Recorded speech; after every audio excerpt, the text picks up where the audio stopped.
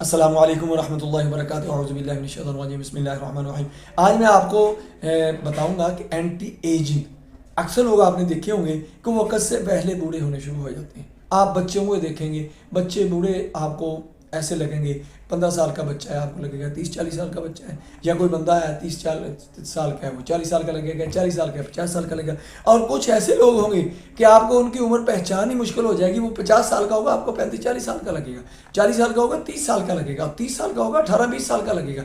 60 साल का भी आपको 40-45 साल का लगेगा। ये क्यों होता है, कैसे होता है, ये ऐसे क्या कैसे हो सकता है? दोस्तों पूरी वीडियो देखें, आपको बहुत ज़्यादा फायदा होगा।